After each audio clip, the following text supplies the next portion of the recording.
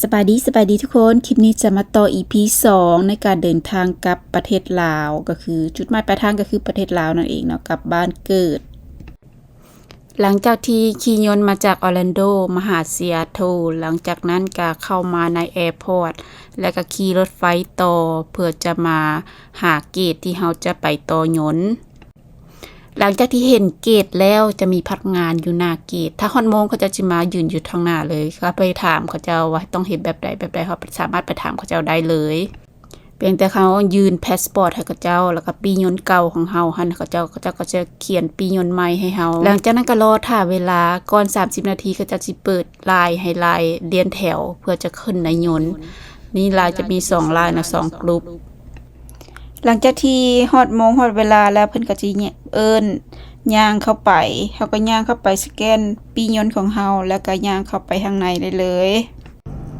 แต่ส่วนสิฮอดคิวเฮานี่ก็โดนเตอเพราะว่าแถวยาวๆหลังจากที่สแกนปียนต์แล้วก็ย่างเข้ามาทางในยนต์หน้าตาทางในยนต์ก็จะประมาณนี้เลยแล้วก็ซอกหาบอนนั่งของเจ้าของเนาะหลังจากที่ขึ้นมาถึงยนต์ได้ประมาณ10 บาทก็คือ都喜在是一个 Airbus now。贵宾出国礼及至尊荣体验才有新的ออกจากพื้นที่ที่จอดเนาะว่าเรื่องวีซ่าพนักงานได้ถามบออันนี้พนักงานถามด้วยว่าพวกเจ้ามีวีซ่าเข้าไปในประเทศนั้นๆบอจะถามเนาะจุค่อยก็ตอบว่าจุค่อยมีแล้วจุค่อยเฮ็ดทางออนไลน์เอาจุค่อยเฮ็ดทางลาววีซ่าเด้อยนต์ตัวนี้จะใช้เวลาบินข้ามทวีปนี้11ชั่วโมงตอนขึ้นยนต์หันเป็นวันที่7ตอนเช้าประมาณ 1 โมงเช้าเดึกๆเลยและจะบินข้ามน้ำข้ามทะเลไปฮอดไทเปก็ประมาณ 4 โมงเช้าของวันที่8ว่าเรื่องคำนวณเวลานี่ขอโทษขออภัยได้หลายเพราะว่ามันเปลี่ยนโมงนะเบื้องนึงหันเช้าเบื้องนึงหันแจ้งแบบนี้แล้วก็โมงอยู่ไทเปก็บ่ตรงกับประเทศลาวอีกโมงอยู่ไทเปจะไปก่อน1ชั่วโมงจากประเทศลาวเนาะจะเป็นตอนเช้าวันที่8อยู่แต่ว่าจะไปตื่นอีกชั่วโมงนึงว่าซั่นซะตอนขี่อยู่ในยนต์นี่ยนต์กำลังออกนี่ประมาณ 1:30 นอยู่ซีแอตเทิลเบิ่งบรรยากาศทางนอกนี่มืดไปเบิดเลยถ่ายรูปถ่ายห้อยก็บ่อยากเห็นปานใดขอโทษขออภัยหลายๆเด้อ